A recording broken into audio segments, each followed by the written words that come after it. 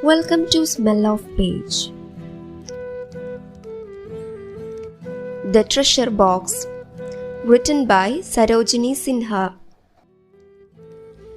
Chapter 13. Suddenly their guns stopped firing. Cheering loudly, the British soldiers with rifles and ladders rushed to the wall. "Here they come!"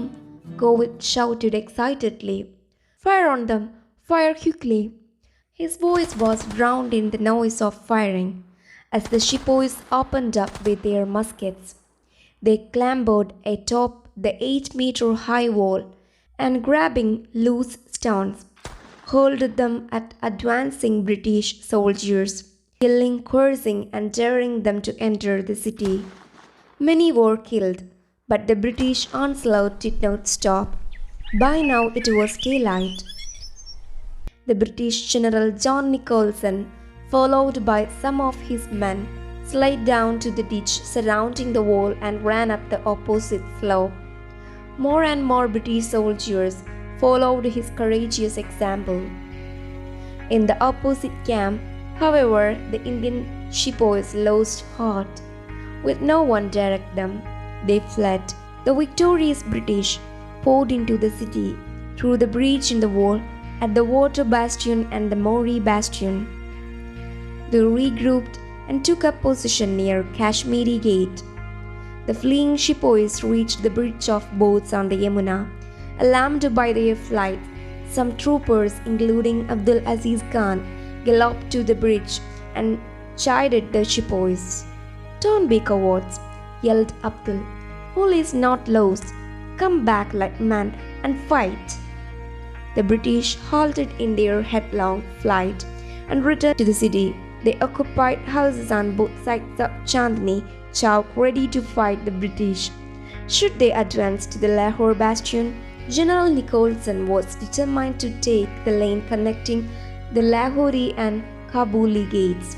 It was very narrow, choked in places by projecting houses. The sepoys had placed a gun in the middle and another at the end of the lane. Sharp shooters swarmed the windows and sprawled on the flat roofs of low houses and on the parapets of the bastions. Govind and Bola stood on a low roof.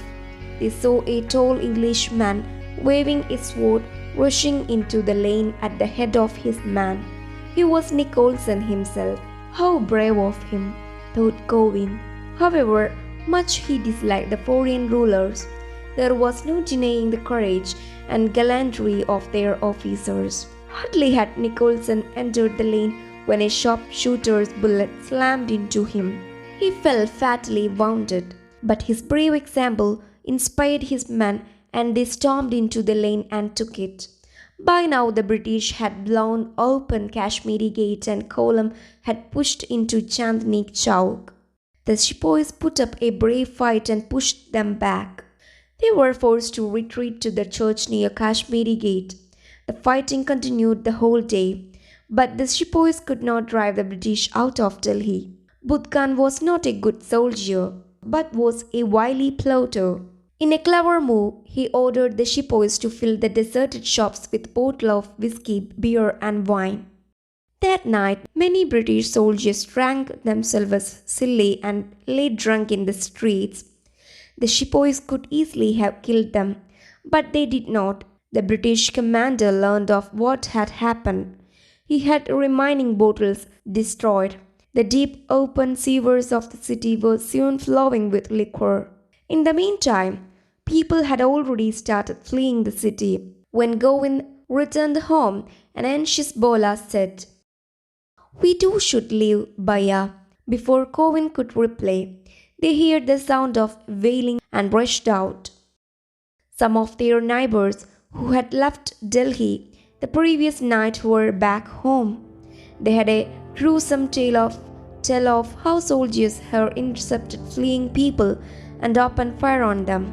While many had perished, many more had made their way back to seek shelters in their homes. Govind was sorry for the children, women, and old men who had suffered. What harm have they done to deserve this? He asked himself again and again as he set about healing the wounded with his herbs and medicines. He and Bola worked without respite to help these innocent victims. As dusk fell, the two boys sat cross-legged on the terrace, both in deep thought. We shouldn't try to leave Delhi just now, Bola. Govind broke the silence. It's best we remain in hiding right there. Bola nodded approval. That evening, when they passed Selmabi's house, they found her sitting outside, looking weak and helpless.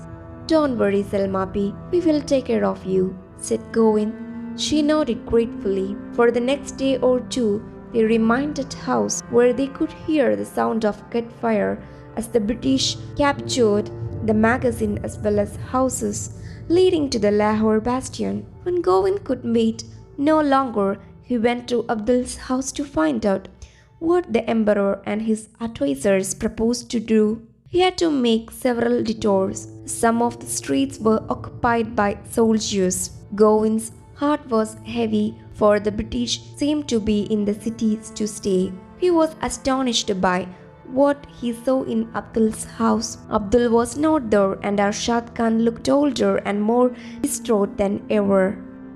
"What's all this, Chacha Jan?" asked Govind. "Where is Abdul?" The old man's lips trembled as he muttered, "I wonder whether we will see him again, son. He went over to Mirza Sahib's place after making me promise that I will leave Delhi." "Leave Delhi?" Govind exclaimed. "But why? Surely the Angrez will be thrown out." Arshad Khan interrupted him. "The fight is over, beta. The Firanjis have surrounded the Lahori gate and Juma Masjid areas, and these are likely to fall any time now." Govind sat down stunned. Even the old man had accepted defeat as inevitable. "What does Mirza Sahib say?" he asked. "His family is living with us, but he himself and Abdul will stay with Emperor and die with him if necessary." "All right, Chacha Jan," said Govind, getting to his feet. "I shall go and join them." "Beta," cried Arshad Khan, restraining him with a feeble hand, "please listen to me. Firanjis are looking for them. They have spies and informers everywhere. If you went in search of Abdul, they would follow you and find him too." "I shall be careful, Chacha Jan," Govind said earnestly. "No, my son, please don't look for Abdul." Arshad Khan was pleading now. "In fact, he himself told me to tell you go to Bulandshahr. He strongly feels your place is with your mother. It's difficult for her to be without you as well as your father." Govind was too dazed to say anything. He just stood there, head down and eyes staring vacantly. Arshad Khan embraced him. "Goodbye, my son. Inshallah, we will meet again in Delhi." Govind returned home, his heart heavy with grief. The days dragged on. Survival became more and more difficult for the boys. As for everybody else, British soldiers were everywhere, searching for loyalists. Soon, one day, Govind was shocked to hear that Emperor had fled the palace and sought shelter in Humayun's tomb. The British had cornered him there and taken him prisoner.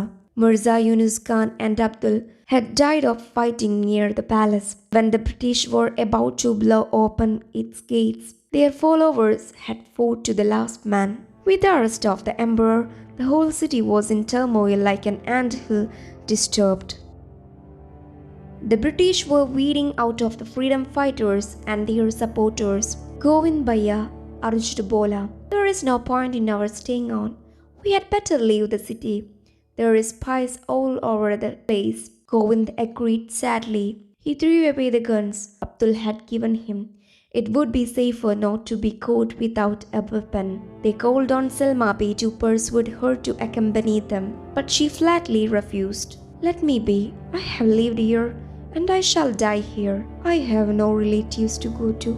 Besides, my horse is too old to travel far." After bidding her a tearful farewell, Govind and Bola tied a few of their possessions in bundles and set out for Lahori Gate. The whole city seemed to be converging there. The rush was so heavy.